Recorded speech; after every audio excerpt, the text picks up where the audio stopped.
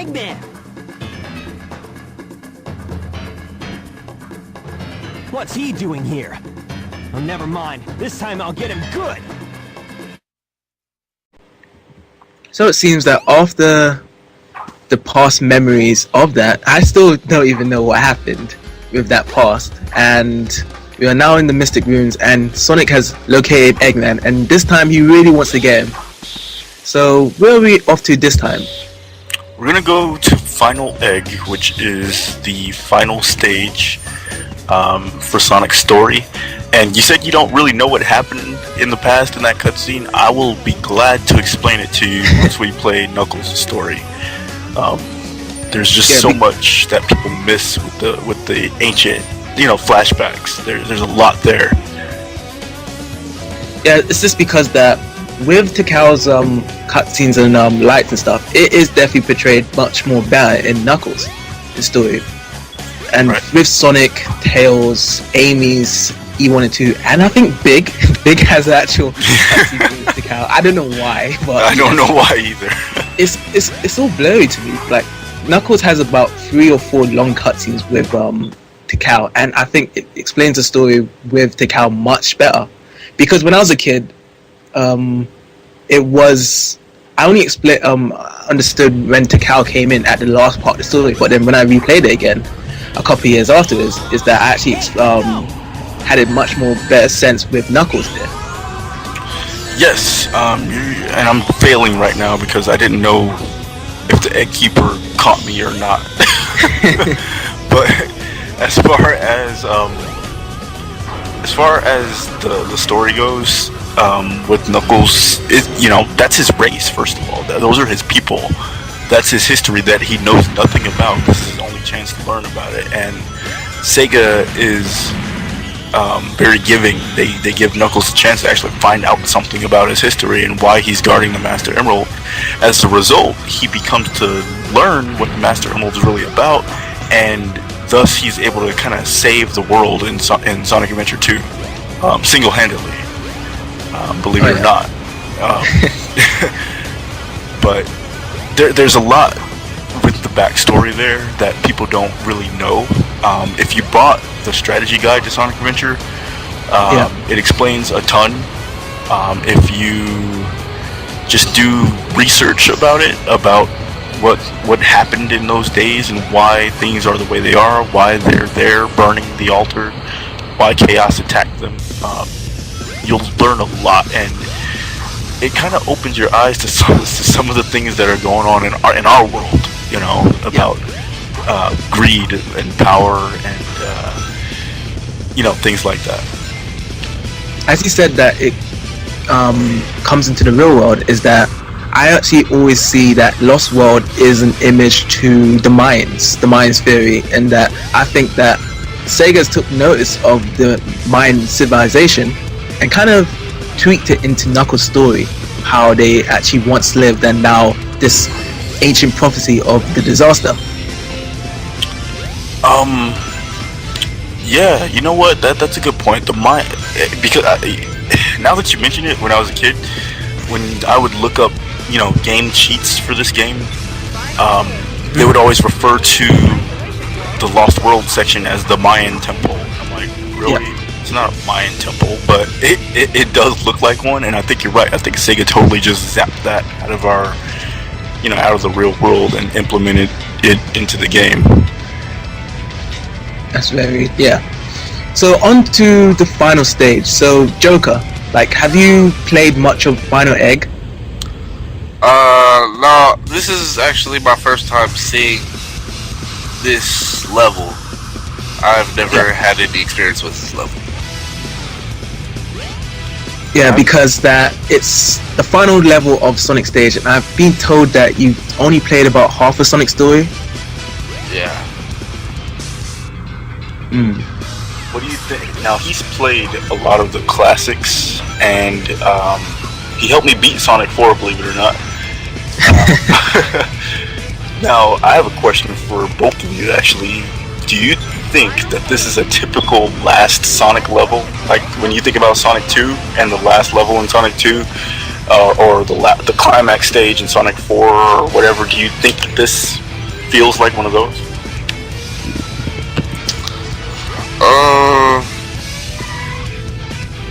I don't, from my Sonic experience, I really couldn't tell you because I mean, it all ends up with Sonic, you know, because the bad guys always lose, good guys always win. You know, it always ends up like that. So, I mean, I really couldn't tell you. Well, think about this. I remember one time, me and you, we were playing Sonic Unleashed. Do you remember the last stage at Sonic Unleashed with, okay, it was like a bunch of lava, well, not lava, but yeah, there was lava there. It was just so many machines and a bunch of Eggman related crap. Do you think that this is like that? With the enemies, yeah, I do.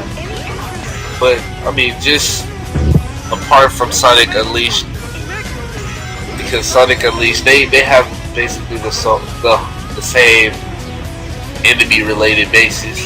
Because here you see a lot of enemies and a lot of, you know, stages that you have to go through, and Sonic Unleashed was like that in some ways. Sonic Unleashed was your favorite game. Yeah. Which one do you like better? I'm just curious. Sonic Unleashed. You are no longer in this family, sir. No, I'm just joking.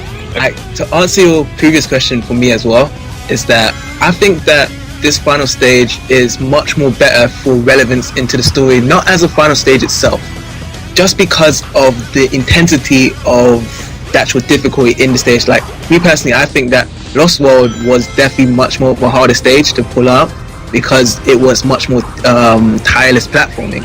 Where this stage was much more kind of fun and like, I love the visuals, I love the atmosphere of running through these stages, as I saw a couple of neon blue lights in some of the lanes that Sonic was running in, and it shows a lot of good cases of the actual 3D engine that this Sonic game was moving on. And I kind of really enjoyed that aspect, but definitely it's not really intense and hard as it seemed it would have been. And as always, that my favorite last final stage for Sonic games was Scrap Brain Zone from Sonic 1, as I've said before in the Let's Play. You know, now that you mention it, Scrap Brain Zone, excuse me, this was one of my favorites. But this stage reminds me of Doomsday Zone. That's what it is. I don't know why, because Doomsday Zone was crazy. You know, you're running upside down, there's spikes and lasers and everything. It's just crazy. But this to me reminded me of that. It's not really berserk. Like, everything is, it's kind of, this level is kind of like sleeper-ish. This is kind of like we're walking through like Eggman's factory and there's like no one here. It's like after hours, it's kind of closed or something. Yeah. It feels like that's definitely true. That's why I see it as well. Like, it's after hours, it's closed, and it feels like the robots that's on duty does not want to attack Sonic at all. They feel exactly. It's lazy, yeah. And that's what didn't encourage me to say that it's like it feels like much of the last stage. Mm-hmm. That it just feels much more closer to the actual story of the stage, the game. That we're actually going to prepare to fight Eggman the last time. Right. Yeah, that's a good point. I didn't even realize that until now. Mm-hmm.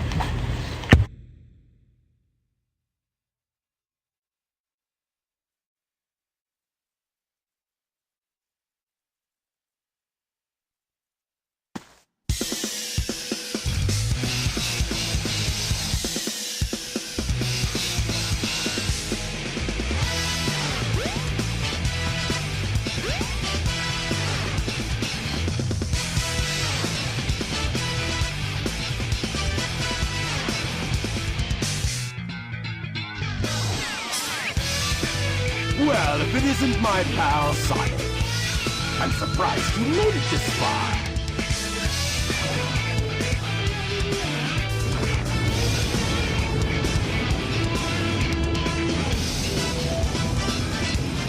Hold it right there, Eggman.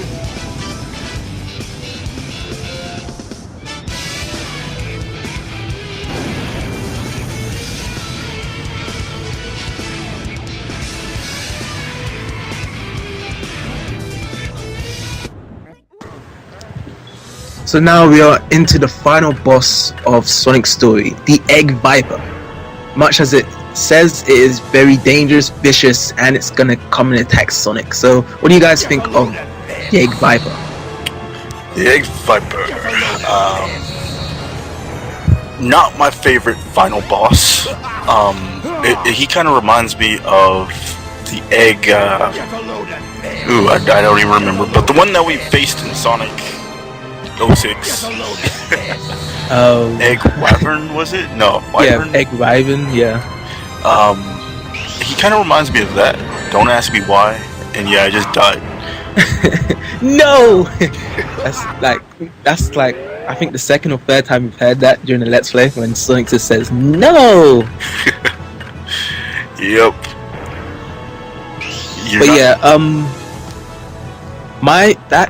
With Egg Viper, it's definitely one of my favorite bosses in the Sonic franchise, because it's not in terms of as I say, difficulty and how much skill you need to involve it with.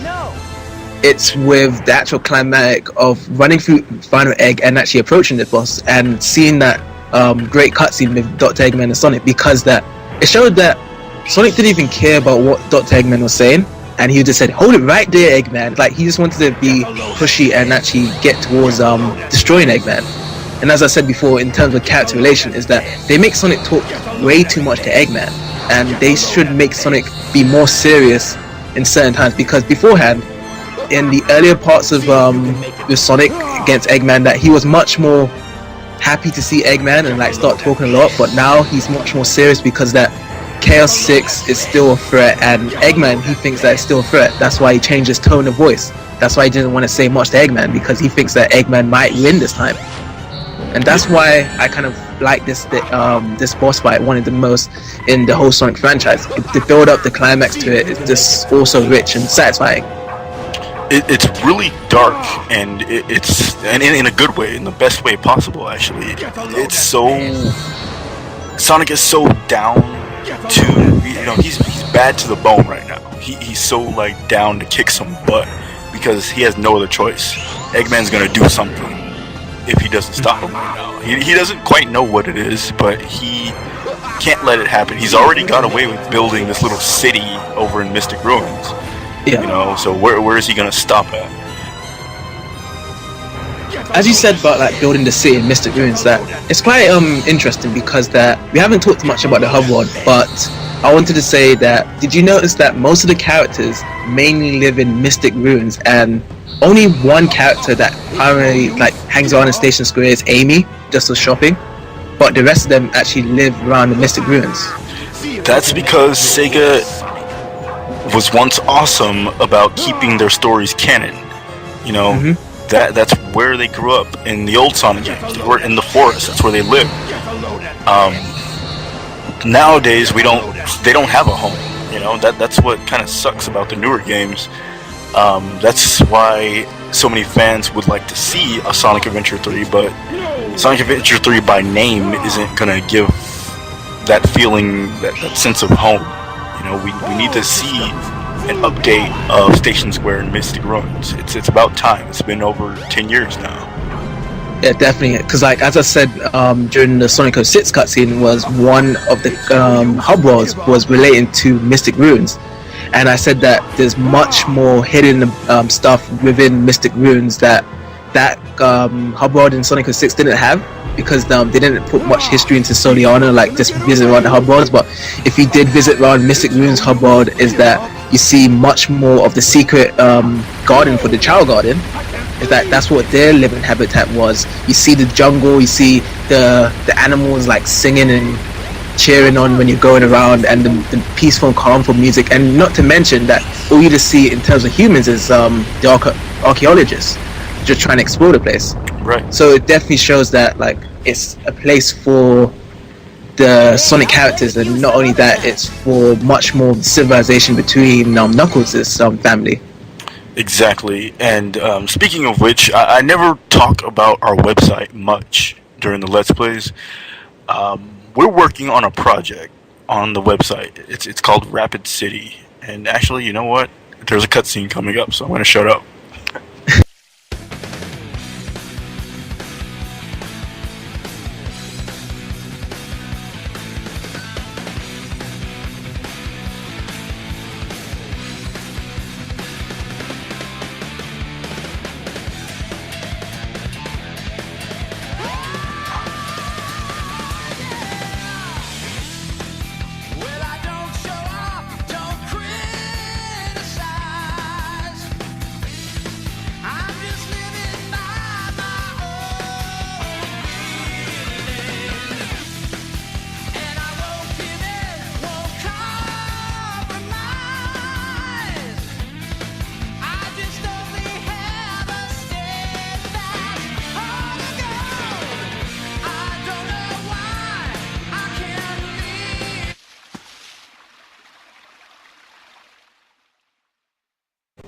So here we are at last, finishing Sonic's story.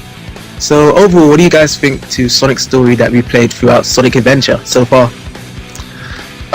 In my case, it Sonic, he's always, in every one of his games, he's had a good story, went through levels that keep you on the edge of your seat. This story, it was, it kept me wondering, it kept me guessing what was going to happen next. It was a good story to me. I enjoyed it. Mm-hmm. So what do you think, TK? This story is the worst story I've ever had to deal with, and that is exactly the opposite of how I really feel. This story it's not because of the nostalgia. I mean, back when I was a kid, I enjoyed the stories. Like, oh my gosh, Sonic is in 3D and he has a voice. He's talking and he's walking and he's running and he's the same Sonic that I grew up with, but he's completely different. It was just such a weird, awesome feeling. But to touch up on what I was talking about before, you mentioned the Mystic Ruins and how realistic it is with the archaeologist and all the elements of nature there. And on our website, where we're launching a project, it's called Rapid City, where it's kind of like a virtual online version of our own little city with our own little forest and our own little ocean, kind of just like Sonic Adventure. And we're trying to take the elements of Sonic Adventure and turn it into something more customizable and more user-friendly, to where people can go there and start their own little adventures, their own little RPG story. And that's in development right now. It's kind of still in the very beginning stages, but we're working on it. But I said that to say that I enjoy adventure fields or hub worlds, and I'm a huge fan of them. They definitely need to be brought back. I like exploring and having Easter eggs to look for and things like that. Mm-hmm. Yeah, just to summarize your point out, is like, for me, is that, as I agree with you, that hub worlds did make a brand 3D experience with Sonic into the 3D world with Sonic Adventure, and that Sonic himself was facing a lot of tasks that he did not want to face, because that he wanted a smooth and easy ride. But he kind of demonstrates as a good hero that he will keep on living on, he won't give up, and it actually shows it in this theme song as well. Sonic, It Doesn't Matter, I think is by Duran something, that guy that does Crush 40. That's Tony Harnell, yeah. Oh, Tony Harnell, okay, yeah. Tony Harnell that does it, and it shows his character, his abilities, that he doesn't give up, he doesn't care what obstacles in his way. And that's the same Sonic I grew up with when I was watching Adventures of Sonic the Hedgehog, is that he wouldn't give up to what Sonic Dr. Eggman did. Even though it was much more comical than what this Sonic game was, it still had much more importance of showing kids how to behave and how to act around others. And this is the same type of demonstration that he is a superhero, that he needs to show his role models to people like us that we do play his game. And with that, it gave us a great experience to actually play through this game, meet the other characters that Sonic was interacting with, and stop a vicious Dr. Eggman. Not to mention that the first outcome of this 3D platforming adventure was much similar to the classic series, as you said beforehand, early in this Let's Play. And it was very satisfying, very great, and yeah, pretty much my favorite story out of the game. To kind of touch up on that, I do agree that this is one of the best implementations of the old 2D Sonic in 3D, but in Sonic 3D Blast, I liked his rolling physics better. You can tap B and he'll just do a roll, like a momentum-based, gravity-based roll, but if you hold it, he does the spin dash. And that is kind of missing in these newer games. Yeah, that's very true. Like, I probably just need to actually play 3D Blast one more time, because I'm quite interested about that. But anyway, last words, last thoughts on this game? For me, I mean, I just enjoyed the experience of being on the show. I enjoyed everything. This won't be my last time, enjoying a Sonic episode with y'all, and I will be, joining y'all for more stuff like this. I think it would be very great if you joined in the Sonic Unleashed Let's Play, since you're a very huge fan of Sonic Unleashed. Just to get a clear idea, what it is. We're gonna do a Let's Play for Sonic Unleashed, your favorite game. So be prepared for that one, buddy, because it's a long game, and I'm not gonna be happy. So what about you, TK? Sonic's story is pretty epic, but believe it or not, it's not my favorite out of the games, and I'm not going to tell you which one is until we get there, so keep you on your toes. Okay. So that's it, folks. The end of Sonic's story, and the next story we're going to tackle through is known as Miles Tails Prower. So what's going to be in store for this little fox? Great to have you guys as a guest. TK, and full name is Joker 300 Zind. And yeah, thanks for you guys being as a guest, and thanks for Sith426 for advertising. www.youtube.com/Sith426, and we see you guys next time. Goodbye.